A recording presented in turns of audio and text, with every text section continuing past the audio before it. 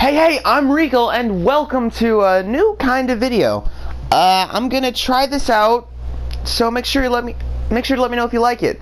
Alright, roll the list. Oh yeah, and for the ease of writing, I'm gonna be referring to my character as Webbs. Okay, roll it again! What's with the submerged temple? In the earlier videos, Webb spoke about the submerged temple as though there was something interesting about it. Yet throughout the series it seemed to fade away from importance. The last time it seemed to be important was when the group told scary stories around a campfire. While the submerged temple never appeared to amount to anything significant, it is worth noting that when the raiders came through the world, they did noticeably leave the submerged temple all by itself. Perhaps there is something about this temple that we don't know that should make it far more important than it ever appeared to be. Number 9. Who made the spider blade?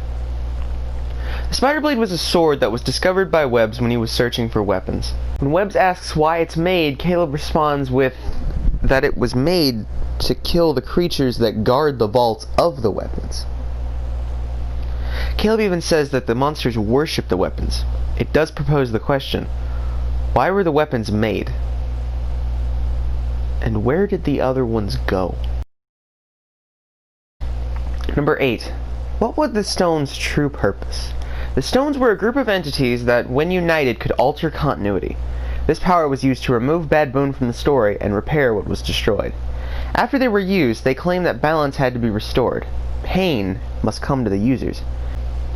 Caleb was unable to remember the events that involved the stones, and Webb saw the world's appearance change. But the stones claimed balance, and possibly an inability to use their power without being wielded. But it does ask, what forces threatened the balance that they had to work to maintain?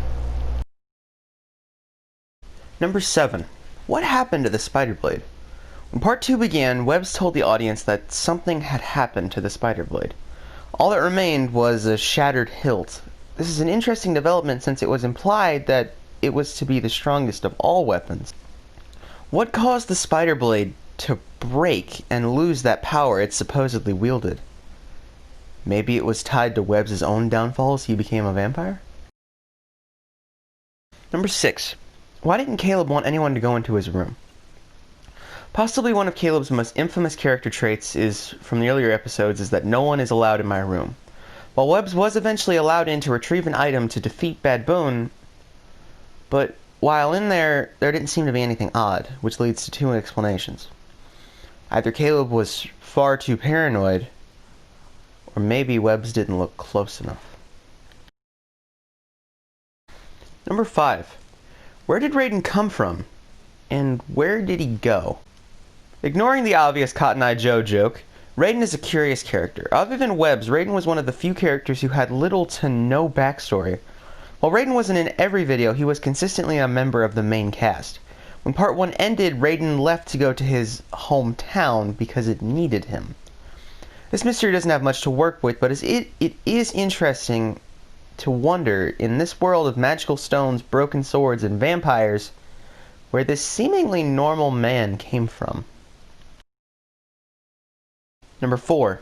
Where did the infection come from? In the 3rd episode of Part 2, Webbs found that the world had fallen to a zombie plague. The infection just seemed to appear one day. Yet, in other videos, ones that were simply titled with 3 stars, there was an object 652, otherwise known as the zombie plague. Perhaps the falling of this foundation has something to do with the dead of this world walking again. Number 3. What did Caleb and Intrigue leave to do? In the ending of Part 1, Caleb said he and Intrigue had to leave and go do something.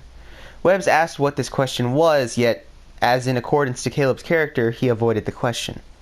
When a meeting again, Caleb told Webbs he was now a custodian, and the meaning of that remains elusive. But one interesting thread is that this custodian job may have ties to Count Dracula.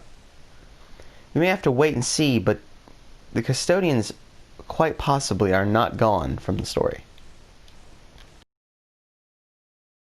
Number 2. Who was Mr. Washington? Towards the end of Part 1, Webbs is invited to the estate of one Mr. Washington. Following a normal person's reasoning, he chooses not to follow up the invitation and leave the town for a while. But this is odd. If Mr. Washington was that easy to avoid, why would he go through the trouble of kidnapping Webbs? And if he isn't a threat, why would he kidnap Webbs at all? This particular plotline was left dangling, but Mr. Washington seems too interesting a character to be gone for very long. All just a dream.